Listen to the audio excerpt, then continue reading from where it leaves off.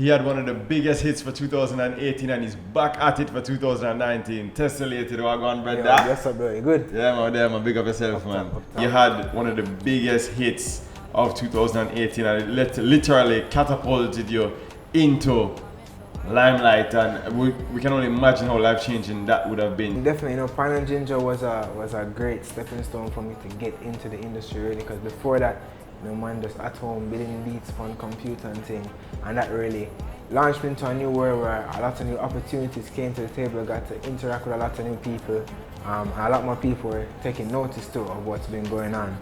So it's just been a journey, And a lot of people might not know, but you are also like one of the producers, or you are a producer as well as an artist too, and you also had a hand in the production of the first hit single as well too, right? Definitely. So I co-produced Pine and Ginger with Valleys. So that was, I was a producer before I even started singing, and recently I produced the song Banana for Jada Kingdom too. Oh yeah? Yeah. And then obviously been working on production for my own work at the same time. Oh, that's really interesting. What was it like working with Jada? So you're active as a producer as well? Yeah, definitely. Wow, definitely. I thought you only just mainly focused on like your own productions. I do. It's a thing where I don't work with that many people outside of my own productions because I'm very picky. Yeah. So like me now I give my rhythm to a brother and do some kind of weird things. Like, it has to be very good.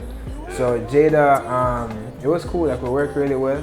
It was just a thing. Just we're vibing. We did go this music festival last year in the Grill. Yeah.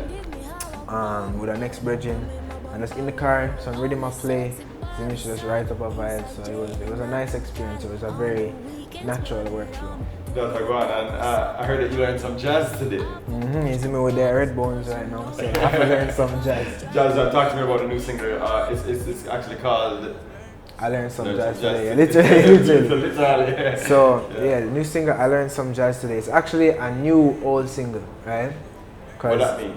Originally, I did this song in 2016, right? Before even all the Pine and Ginger things and whatnot. But recently, I released a new version of this song in collaboration with Apple for a new AirPods campaign that they've released. Hold on. When you say them, you have to say it loud. You have to put emphasis in your voice. So with Apple. Yeah, and Apple. Orange, iPhone, no Android. Yeah, and Apple.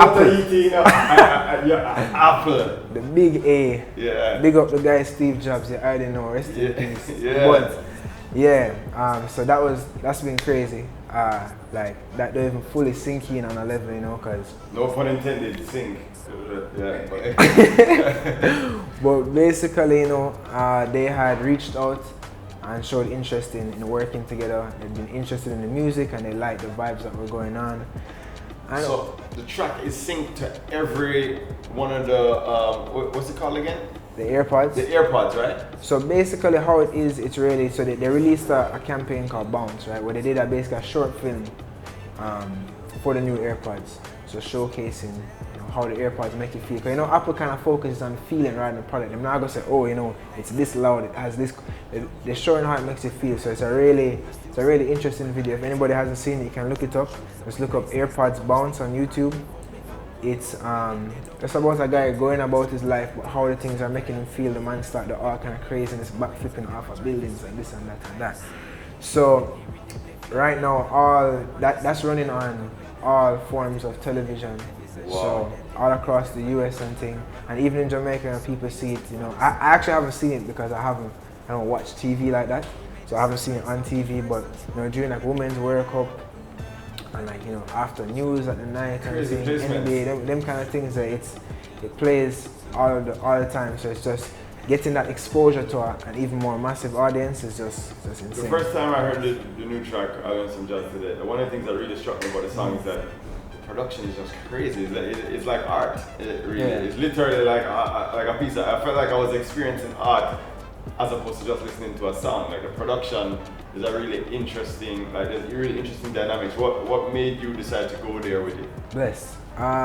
So originally the production was actually a little bit more simple on the original track, but the thing is, Apple wanted me to push it further. They're about experimentation, they're about taking things to the next level, pushing boundaries. So whereas if I'd been releasing the single on my own, I might have held back a little, they kind of gave me the confidence to say, yo, Go all out, and we'll make sure so people are gonna hear it. So don't worry about that. Yeah. Just don't worry about what you think people will like or what is industry standards or whatever. They say do the sickest track you can do, make it crazy, make it energetic, make it connect, and we'll deal with the rest. So I was given the freedom to really just let loose, and that's what ended up with. And speaking of let loose, we say you really let loose on some fest stage. Yeah man, some fest, same thing. Experiences, it's crazy.